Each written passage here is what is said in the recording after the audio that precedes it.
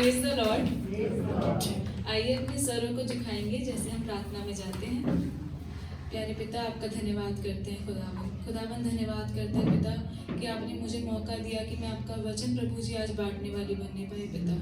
पवित्र आत्मा आज मेरी मदद करना खुदावन कि मैं आपका वचन सबको समझाने वाली बनने पाऊँ खुदा, और ये वचन इनके जीवनों में कार्य करने वाला बनने पाए पिता। संभालना प्रभु जी, आपके प्यारे बेटे यीशु मसीह के नाम में मांगते हैं, आमीन। आज मैसेज में जाने से पहले मैं आपसे एक क्वेश्चन पूछना चाहूंगी। आज मैसेज में जाने से पहले मैं आपसे एक क्वेश्चन पूछना चाहूंगी कि हम में से ऐसे कितने हैं जो परमेश्वर की उपस्थिति में बैठे हैं बट उनका मन कहीं और लग रहा है, और वो अपने आप को, वो प्रार्थना भी कर रहे हैं बट अपने आप को बहुत खाली महसूस कर रहे हैं, और जब वो अपने आप को देखते हैं तो वो इतना ज्यादा थक चुके हैं अपनी लाइफ से, और वो जो परमेश्वर की दृष्टि में पाप है उसमें बढ़ गए हैं, और वो अपनी लाइफ में इतने ज्यादा चीज में आगे बढ़ गए हैं कि जब वो पीछे मुड़ के देखते हैं तो वो देखते हैं कि मैं तो परमेश्वर से बहुत दूर जा चुका हूँ। और ये जो है, हम सब कोशिश करते हैं कि हमें परमेश्वर के पास जा सकता हूँ दोबारा। तो ये वचन आज का उन लोगों के लिए है जो, आज का वचन उनके लिए नहीं है जो अपने आप को बहुत स्ट्रांग समझता है। आज का वचन उन लोगों के लिए है जो परमेश्वर से पूछता है, क्या प्रभु तू मुझे आज भी अपनाता है? क्या प्रभु तू मुझसे आज भी प्यार करता है? और इस वचन को हम एक कहानी से सीखेंगे। ये कहानी है होशे और गोमेर की। ये कहानी लिखी है, अपनी बाइबल्स खोल लीजिए सब लोग। ये कहानी लिखी है इंग्लिश वाले होशेया चैप्टर 1 से चैप्टर 3 में लिखी हुई है, और हिंदी में होशे की कहानी है। चैप्टर 1 से लेके चैप्टर 3 में ये कहानी लिखी हुई है। इस कहानी में 2 कैरेक्टर है, लेकिन ये 4 लोगों को दर्शा रहे हैं। इस कहानी में 2 कैरेक्टर है। पहला कैरेक्टर है होशे, जो एक भविष्य वक्ता है, और वो इस कहानी में अपने साथ साथ परमेश्वर को भी रेफरेंस दे रहा है, परमेश्वर का भी एक प्रतिबिंब दिखा रहा है। और वहीं उसकी पत्नी है गोमेर, जो एक स्त्री है, और वो उसकी वाइफ है। हम उसका कैरेक्टर आगे देखेंगे कि ये कैसी स्त्री है, और ये इजराइल को प्रकट कर रहा है, मतलब परमेश्वर के लोगों को प्रकट कर रहा है। ये कहानी तब की है जब इजराइल पूरा आइडल वर्शिप में, मतलब मूर्ति पूजा में चला गया था, परमेश्वर की आज्ञाओं के विरुद्ध में चला गया था। लाइक वो परमेश्वर को, मतलब वैश्यावृत्ति में चला गया था, वो एकदम अलग ही हो गया था। इजराइल जैसे परमेश्वर ने बनाया था वो वैसा नहीं था, वो बिल्कुल अलग हो गया था। अब ये जो कहानी है, इसमें जो होशे है वो उस समय के इजराइल का एक भविष्य वक्ता है। अब जो होशे है उसको परमेश्वर एक आदेश देता है, और ये आदेश के पीछे परमेश्वर का एक महान कार्य छिपा हुआ है। ये लिखा हुआ है। मितु दी से मैं रिक्वेस्ट करूंगी कि वो पढ़ दे होशे चैप्टर 1 वर्स 2 से 3। जब यहोवा ने होशे के द्वारा पहल बातें की, तब उसने होशे से यह कहा, जाकर एक वेश्या को अपनी पत्नी बना ले, और उसके कुकर्म के बच्चों को अपने बच्चे कर ले, क्योंकि यह देश यहोवा के पीछे चलना छोड़कर वेश्या का सा काम करता है। अतः उसने जाकर दिबलैम की बेटी गोमेर को अपनी पत्नी कर लिया, और वह उससे गर्भवती हुई, और उसके एक पुत्र उत्पन्न हुआ। ये एक ऐसा आदेश था जिससे कोई भी भविष्यवक्ता चौंक जाता। एक भविष्यवक्ता जिसकी पूरे समाज में इतनी इज्जत है, लाइक उस टाइम का भविष्यवक्ता, तो सब लोग इतने बिगड़ गए हैं, उसमें से एक बंदा ऐसे उठ के आता है, और परमेश्वर उसको ऐसा आदेश दे रहा है कि जा एक वैश्य से शादी कर, शादी तो कर, अगर से कोई बच्चे हैं तो उसको भी अपना। ये परमेश्वर उसको आदेश दे रहा है। यहाँ परमेश्वर एक भविष्यवक्ता की जिंदगी से पूरे इजराइल को एक संदेश देना चाहता था। यहाँ दिखाइए वचन हमें सिखाता है कि परमेश्वर प्रेम का पहला कदम हमारी तरफ बढ़ाता है। परमेश्वर जानता था कि वह कैसी स्त्री है, कि वो आगे क्या करेगी, परमेश्वर को ये भी पता था, पर परमेश्वर फिर भी उसको चुनता है। और जो ये बात हमें दिखाती है कि हमारे फ्यूचर और हमारी पास्ट की जो गलतियां होती है, वो परमेश्वर का प्रेम उससे डरता नहीं है, वो हमसे तब भी प्रेम करता है। हम अक्सर हमारी लाइफ में ऐसी चीजें आती है कि हमको लगता है कि यहाँ एक चीज नोटिस करो कि परमेश्वर ने उसको ये नहीं कहा कि वो सुधर जाएगी तो उससे शादी कर लिया। नहीं, परमेश्वर ने बोला तू उससे शादी कर। ये बात हमें यही बताती है कि अक्सर हमें हमारी लाइफ में लगता है कि मैं ना शायद बहुत ज्यादा चेंज हो गया हूँ, इसलिए मेरी लाइफ में ना परमेश्वर बहुत कुछ अच्छा दे रहा है, पर आप वहां गलत हो। सच ये है कि परमेश्वर आपकी लाइफ में आ गया है, इसलिए आप चेंज हो गए हो। आमेन। अब क्या होता है, होशे उससे शादी करता है, और शादी तो करता है, उसको एक अच्छा घर भी देता है, भविष्य वक्ता है, उसके पास घर है, घर देता है, उसको इज्जत भी देता है, उसको बच्चे भी देता है, उसके बच्चों को नाम भी देता है। अब होशे क्या करता है, उस इन दोनों की शादी हो जाती है। अब गोमेर को जो ये लाइफ है ना, ये थोड़ी सी बोरिंग सी लगने लगती है कि यार कोई मजा ही नहीं है इस लाइफ में। तो अब आप देखिए कि होशे गोमेर क्या करती है। गोमेर अभी लाइफ जी रही है, बट एक बार को वो ऐसे हो जाती है कि कैसी लाइफ है, मतलब कि वो तो बोर हो जाती है उसकी लाइफ। वो पर जो ये प्यार था ना, उसको बहुत ही कैजुअल सा लेने लग जाती है कि चलो ये तो है ही, लाइक इस टाइप का उसका प्यार वो लेने लग जाती है। तो होशे आगे, गोमेर आगे क्या सोचती है, ये आगे हम पढ़ेंगे। चैप्टर 2 में लिखा हुआ है, चैप्टर 2 वर्स 5 का बी पार्ट में गोमेर क्या सोचती है। उसने कहा, मेरे यार जो मुझे रोटी, पानी, ऊन, सन, तेल और मद देते हैं, मैं उन्हीं के पीछे चलूंगी। देखा आपने, अब गोमेर को जिसने उसको इतनी, गोमेर को कितना कुछ दिया होशे ने, लेकिन वो तब भी क्या कह रही है कि मैं तो उन्हीं के पास जाऊंगी जो मेरे यार हैं, जो मेरे को रोटी पानी जिन सब मैं इंजॉय करती हूँ, मैं उन्हीं के पास वापस जाऊंगी। अब यहाँ एक नोटिस कीजिए कि जो गोमेर है वो एक बार भी ये नहीं कह रही कि उसने अपना घर इसलिए नहीं छोड़ा कि होशे बुरा था, बल्कि वो इसलिए छोड़ रही है उसे घर को क्योंकि उसे घर को बहुत हल्के में लेने लग गई है। मतलब वो अपने जीवन का जो जीते जल का सौदा था ना, उसको छोड़ के कि ये तो नॉर्मली लाइफ है, मैं थोड़ा सा आगे जाती हूँ। अक्सर हम भी ये सब लाइफ में करते हैं। हम जो परमेश्वर का प्रेम है ना, उसको बहुत ही कैजुअल ले लेते हैं। अरे परमेश्वर का प्रेम तो है ही, अरे क्या हो गया, हम तो हर वक्त प्रार्थना में रहते हैं, अरे हम तो सभी, अरे परमेश्वर तो हमारे साथ हमेशा ही रहता है। हाँ, परमेश्वर हमसे प्यार करता है, हमें पता है, लेकिन हम फिर भी उसको कोई थैंक्स गिविंग नहीं करते कि प्रभु तूने हमारे जीवन में कितना किया। जैसे गोमेर कर रही है, उसको उस लाइफ में कुछ मजा नहीं आ रहा, जो उसके पास सब कुछ है, जहाँ वो कैसी थी और कैसी हो गई है, उसको उसका थैंक यू नहीं करना, बट उसको दोबारा उसी में जाना है, क्योंकि उसे लगता है कि वो ज्यादा वहाँ एंजॉय कर रही थी। और हम भी अक्सर ये चीज करते हैं, हम लोग परमेश्वर के प्रेम को समझते नहीं है। हम परमेश्वर की उपस्थिति में तो बैठे होते हैं, बट वहां हम उसको लेते हैं कि अरे परमेश्वर की उपस्थिति तो है, क्या हो गया, थोड़ा बात कर लेता हूँ, थोड़ा फोन चला लेता हूँ, ये चीजें होती है हमारे साथ। और यहाँ पर जो अब क्या होता है कहानी में, जो गोमेर है वो चली गई घर छोड़ के, अपने बच्चे पति सब कुछ छोड़ के अब वो अपने घर चली गई है। ठीक है, तो अब वर्स 7 में क्या बोलते हैं, चैप्टर 2 के वर्स 7 में, वह अपने यारों के पीछे चलने से भी उन्हें ना पाएगी और उन्हें ढूंढने से भी ना पाएगी। तब वह कहेगी, मैं अपने पहले पति के पास लौट जाऊंगी, क्योंकि मेरी पहली दशा इस समय की दशा से अच्छी थी। अब आप यहाँ पाप की सच्चाई देखो, जो हमें खाली कर देता है। उसे वो लाइफ अच्छी लग रही थी कि मैं दोबारा उधर ही जाऊंगी, बट वो जब वहां गई तो वहां उसने देखा कि उसको वहां भी किसी ने नहीं अपनाया। मतलब गोमेर को जो उसको जो अच्छा लग रहा था ना, अब वो धीरे धीरे उसको खाली कर रहा था।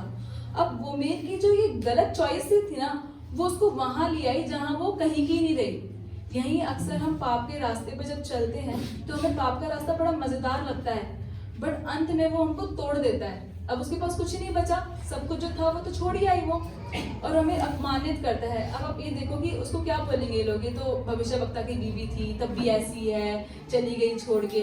और वही जो उसका हस्बैंड है उसके ऊपर भी इसी बीत रही होगी कि इसने तो इतना कुछ किया, तब भी इसकी बीवी इसको छोड़ गई। अब वो क्या हो रही है, वो जगह जगह पर अपमानित हो रही है, गुलामों की तरह जी रही है। क्यों?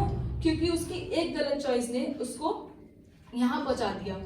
पाप हमें कभी भी वो नहीं देता जिसका वो वादा करता है। आपको लगता है कि अपनी लाइफ एंजॉय कर रहे हो, बट वो कभी भी आपको वो नहीं देगा, बल्कि वो आपकी जो शांति है, जो आपका आनंद है और जो आपकी पहचान है आपसे, वो भी छीन लेगा। आपको लगता है कि ये तो मेरी फ्रीडम है, ये तो बहुत मजेदार है, लेकिन ये वही है जो आपको गुलामी की ओर लेती हुई जा रही है। अब हम आगे देखेंगे। अब क्या होता है कि गोमेर जो है वो भटक रही है कहीं ना कहीं, अब वो गुलामों की तरह अपनी जिंदगी जी रही है। अब परमेश्वर जो है वो गोमेर को ढूंढता है, और ये परमेश्वर आदेश देता है होशे को। ये लिखा हुआ है चैप्टर 3 के वर्स 1 में, ये चीज लिखी हुई है।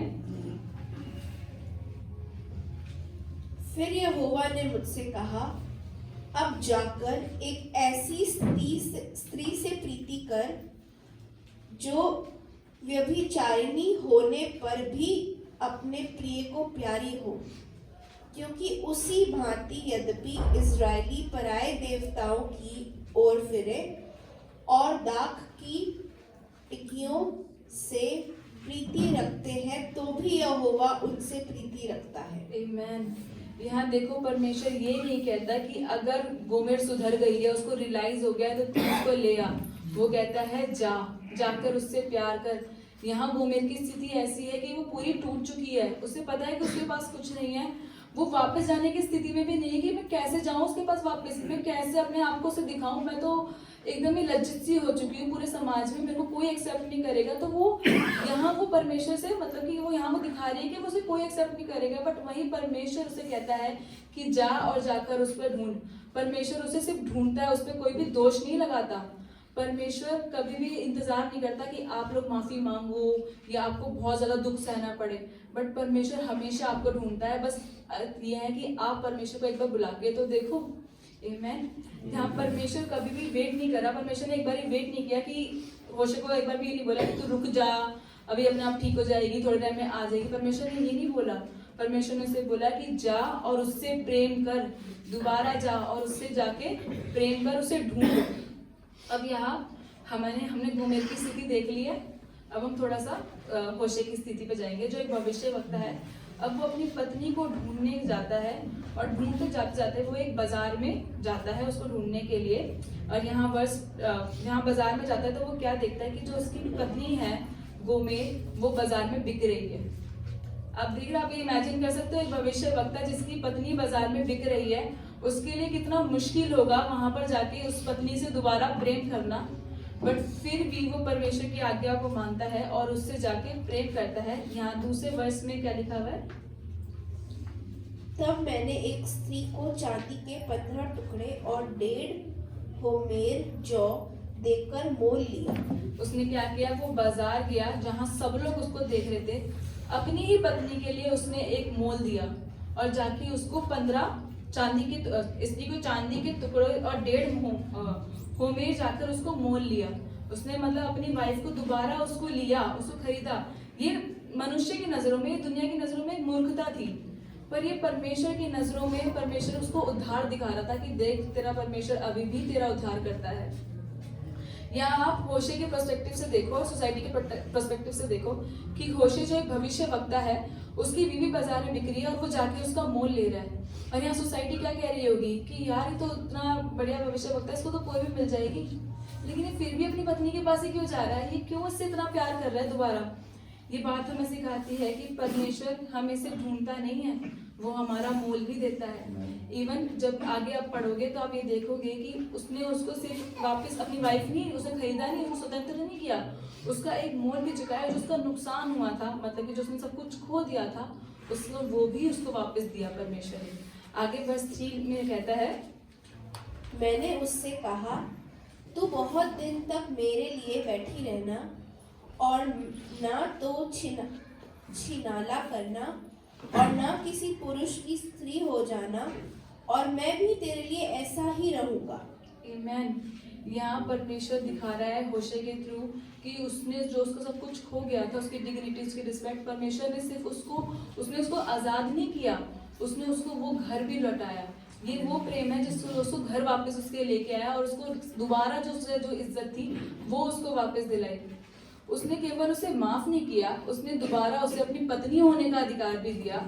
उसने उससे फिर वही सब लौटा दिया जो वो छोड़कर चली गई थी, उसका रिश्ता, उसके बच्चे, उसकी इज्जत और उसका घर। परमेश्वर जब हम परमेश्वर के पास जाते हैं, जब परमेश्वर हमें ढूंढता है, तो वो कभी भी हमारी पुरानी पहचान में हमें रहने नहीं देता। परमेश्वर का सच्चा प्रेम उन सब लोगों को भी उठाता है जो गिर चुके हैं। परमेश्वर ऐसा परमेश्वर, जब आपको लगता है ना कि आप पूरे गिर चुके हो, आपको कोई एक्सेप्ट नहीं करेगा, तब आपका परमेश्वर आपको एक्सेप्ट करता है।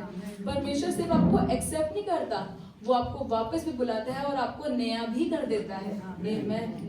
परमेश्वर का प्रेम हमारे टूटने पर भी हमें नहीं छोड़ता। जब हमें लगता है, हमें खुद से घिन आ जाती है कि यार हम कैसे से हो गए हैं, परमेश्वर क्या हम खुद को एक्सेप्ट नहीं कर पा रहे, लेकिन परमेश्वर तब भी हमको एक्सेप्ट करता है बिकॉज क्योंकि इब्रानियों 13:5 में वो कहता है, मैं तुझे कभी ना छोड़ूंगा और ना कभी तुझे त्यागूंगा। आमीन। अब कहानी तो यहाँ पर खत्म हो गई है। अब ये कहानी किसी को जानी पहचानी सी लग रही है? कोई बता सकता है कि कहाँ से जानी पहचानी सी कहानी आप लोगों को लग रही है? कोई बताएगा? नहीं। ये जो कहानी है ये हमारे मसीह यीशु में जाकर पूरी होती है। ये परमेश्वर के उस प्रेम को भी दिखाती है जो हमारे लिए क्रूसित हुआ है। यहाँ जो गोमेर है वो हम लोग हैं, और जो होशे हैं वो यीशु है, और जो वो बाजार था वो क्रूस है, जहाँ हम लोग बिगड़े थे और मोल किसने दिया? परमेश्वर ने। होशे को परमेश्वर ने कब कहा कि तू जा? होशे ने परमेश्वर को कब कहा कि तुझसे शादी कर? जब वो पाप में थी। और परमेश्वर ने अपने पुत्र को कब भेजा? जब हम पाप में थे। होशे जो है वो गोमेर अपनी पत्नी को बाजार में गया, उसे ढूंढा, और वहीं यीशु जो हमारा दूल्हा है वो हमारे लिए क्रूस पर गया। होशे ने अपनी पत्नी के लिए मूल्य दिया, और वहीं यीशु मसीह ने हमारे लिए मूल्य दिया। क्योंकि पहला पतरस 1:18-19 कहता है कि तुम परमेश्वर के बहुमूल्य लहू से मोल लिए गए हो, तुम्हारा दाम है। जब तुम पाप में थे तब भी मसीह तुम्हारे लिए मरा। आमीन। ये कहानी मसीह यीशु के बिना पूरी हो ही नहीं सकती। ये कहानी आपकी और मेरी है। ये कहानी हम सबकी है जो परमेश्वर से दूर जा चुके हैं। यहाँ बताता है कि परमेश्वर ने हमसे कितना प्यार किया है। होशे ने सिर्फ अपनी वाइफ को एक्सेप्ट नहीं किया, उसने उसको एक नई लाइफ भी दी। और सेम ऐसे परमेश्वर ने जब हम पाप में थे हमें एक्सेप्ट नहीं किया, हमें एक नई लाइफ भी दी। क्योंकि हमारा वचन कहता है 2 कुरिन्थियों उसके 5:17 में कि हम सब परमेश्वर में एक नई सृष्टि है। आमीन। अगर आज कोई अंदर से ये महसूस कर रहा है कि वो परमेश्वर से बहुत दूर जा चुका है, तो ये जान लीजिए कि यीशु भी आपको घर वापस आने के लिए बुला रहा है। वो आपको ढूंढ रहा है। जो थक गए हैं और जो बोझिल हैं, जो दूर चले गए हैं, प्रभु कहता है मैं यही हूँ, वापस आ जाओ। और यही हमारा आज का वचन है, घर वापस आ जाओ। आइए अपने सरों को झुकाइए और प्रार्थना में जाइए। धन्यवाद खुदा पर इस वचन के लिए पिता परमेश्वर। प्रभु सच में खुदावंद आप हमें ढूंढते हो पिता, और आपने हमारा मोल दिया है प्रभु जी। प्रभु हम जो पाप में थे प्रभु आपने हमें एक्सेप्ट किया पिता परमेश्वर प्रभु जी। प्रभु आपने हमारा मोल दिया पिता परमेश्वर प्रभु, और आपने हमें संभाला है पिता। ये जीवन प्रभु हम आपको देते हैं पिता परमेश्वर। और प्रभु जी दोबारा उस चीज में ना जाने पाए प्रभु जो आपकी दृष्टि में पाप है पिता परमेश्वर प्रभु। हमारे जीवनों को संभालना पिता परमेश्वर। आपके प्यारे बेटे यीशु मसीह के नाम से मांगते हैं, आमीन।